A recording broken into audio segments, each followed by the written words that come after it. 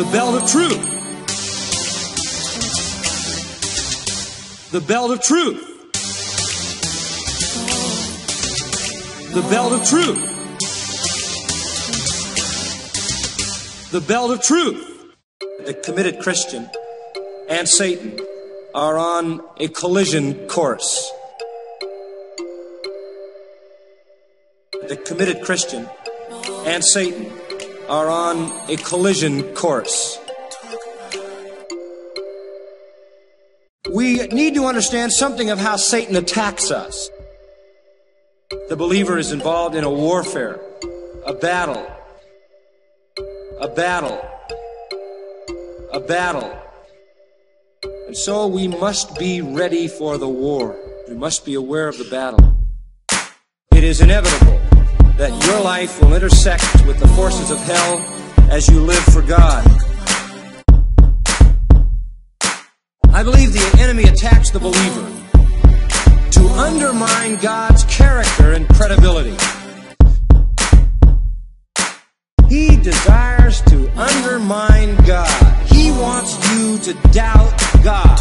He did it in the garden with Eve. Hath God really said? And then he impugned God's motive by saying, well, the reason God doesn't want you to eat that is because God knows you'll be like him and God can't stand the competition.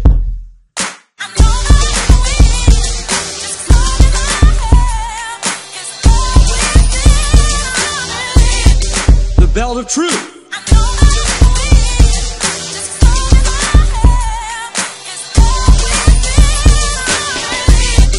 The belt of truth.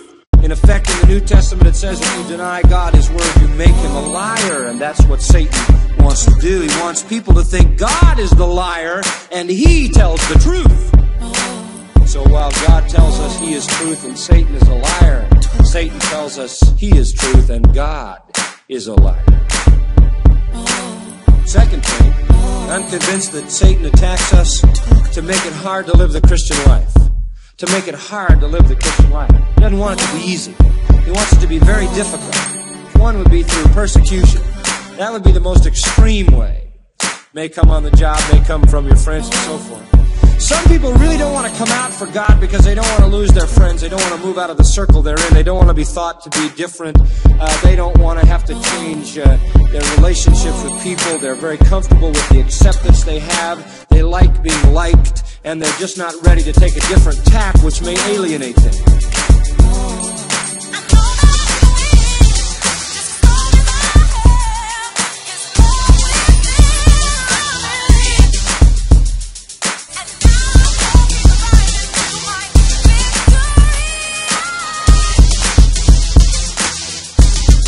The belt of truth. Look at verse 13 of Ephesians 6.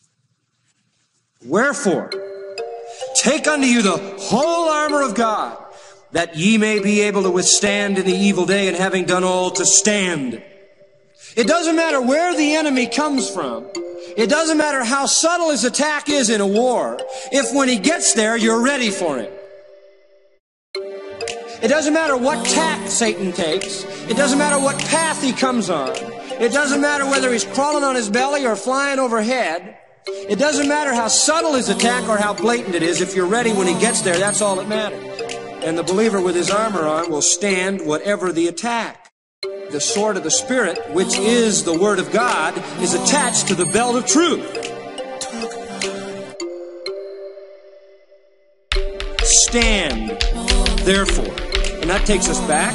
The end of verse 13, having done all, to stand. The middle of verse 11, that you may be able to stand. The idea is to stand against the attack of Satan, to be firm against his onslaught, to be victorious when he comes. Therefore, if you're going to stand against those things, you must have your loins girded about with aletheia. The sword of the Spirit, which is the Word of God, is attached to the belt of truth. The belt of truth. Truth is revealed in the Word. You have the truth, as it were. You take it out to fight the battle, right?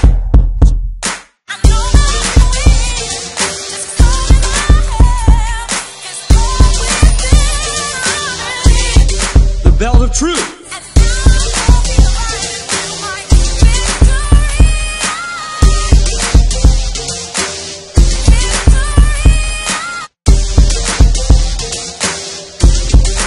belt of truth.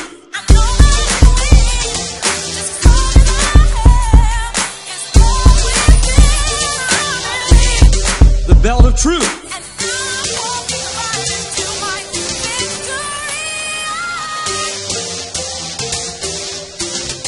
The belt of truth.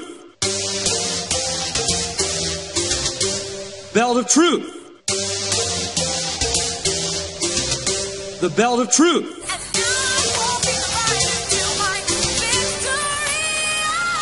The belt of truth.